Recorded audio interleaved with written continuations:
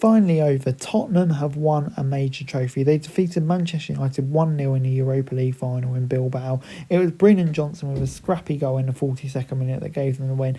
And yeah, it was a scrappy game throughout. It wasn't the best quality. You might expect that for a team 16th and 17th in the league. Manchester United huffed and puffed, but in reality never really looked like scoring. I think Tottenham, you could say, deserved the win on the whole.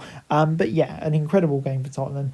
Ange said it, didn't he? He wins things in the second season and he's done it. Fair play to them. It's been an awful season, but it's going to be Champions League football for them next year. But for Manchester United, back to the drawing board. No European football. Jim Ratters is going to be fuming.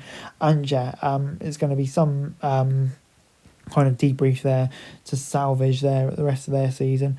Well, they can't salvage it now, but where they go from here. But for Spurs, fair play to them. Congratulations. Unbelievable. But yeah, we've also got the final day of the Premier League season to preview, and we're going to come up with Bournemouth against Leicester. And yeah, this is going to be an interesting one, this one. I think Bournemouth coming into this one, pretty optimistic. They've had a pretty decent season. Obviously, they're going to fall short in their ultimate goal of getting into Europe. But I think, they're still taking it at the beginning of the season. Leicester, though, quite the opposite. It'll be about saying goodbye to Jamie Vardy here, but I just expect Bournemouth to have too much quality. But Fulham then taking on Manchester City, and obviously this is a big game for Manchester City on the final day of the season. Yeah, Fulham 10th in the league. It's not going to be an easy game, this one. Unfortunately for them, they can't achieve that 8th place, which means they've got no hope of getting into Europe. But Man City, just need a draw to get into Europe. And you'd expect them to get that at minimum. But, we would have said they'd expect them to beat Crystal Palace in the FA Cup final. It didn't quite transpire like that. So you never know with Man City this season. But yeah, surely it'll be enough. I'm going to say it'll be 2-0 to Man City. Moving on into Ipswich against West Ham. And of course, this will be Ipswich last game in the Premier League for at least a year. Taking on a West Ham side who, on the whole, have had a disappointing season, but I do think there's some signs that maybe things are starting to get better. For Graham Potter, and I think maybe if you give him the whole pre-season, he could turn things around and maybe have a better impact in his second season. So that'll be intriguing to see. But for Ipswich, I do think there will be encouragement for them in the Championship next year. But I just think West Ham could have too much from here. 2-1 for me. Moving on into Liverpool against Crystal Palace at Anfield. And yeah, Liverpool coming into this one celebrating their becoming Premier League champions, and Crystal Palace celebrating winning the FA Cup. So yeah, it's going to be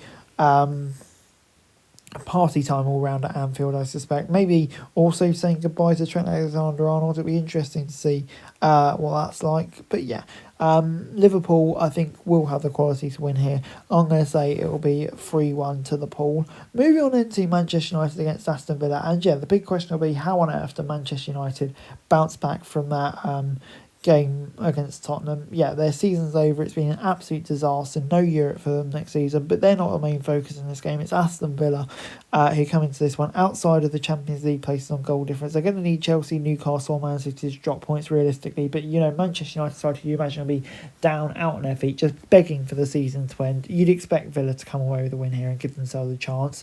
Newcastle do have the pressure on them heading into the final day. They've got to beat Everton to guarantee themselves a Champions League spot, and I think they'll be feeling pretty optimistic of doing so. I think Everton, of course, did get that win over Southampton last time out, have won the last two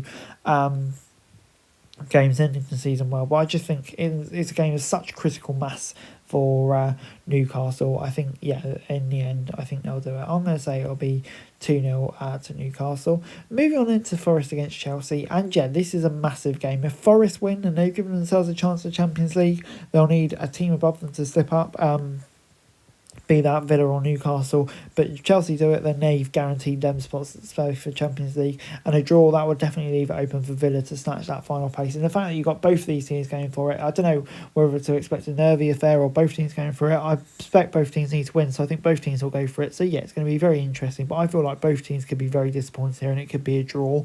Moving on into Southampton against Arsenal, and I think Southampton, come the full-time whistle, will be absolutely delighted that this season is finally over. What a horror show it's been from them. Thankfully saved by 1 point of becoming the worst Premier League team ever seen. And an Arsenal side who, just about crawled over the line. It looks like they'll secure second place. So I think, they'll be second again. It's not great, is it? But they've got to go one step further. But I expect them to crush Southampton here.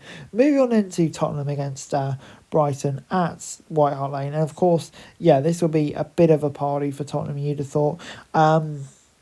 you know, it doesn't really matter what happens. Who cares?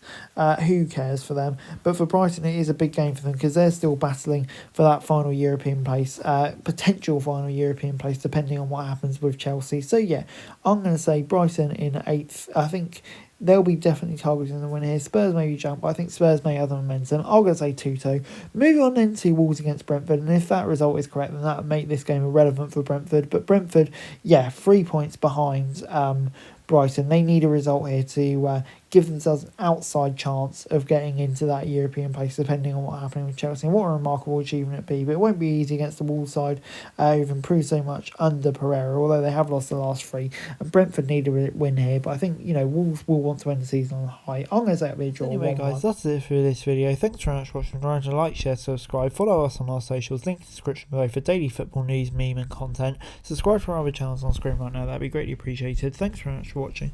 Peace out.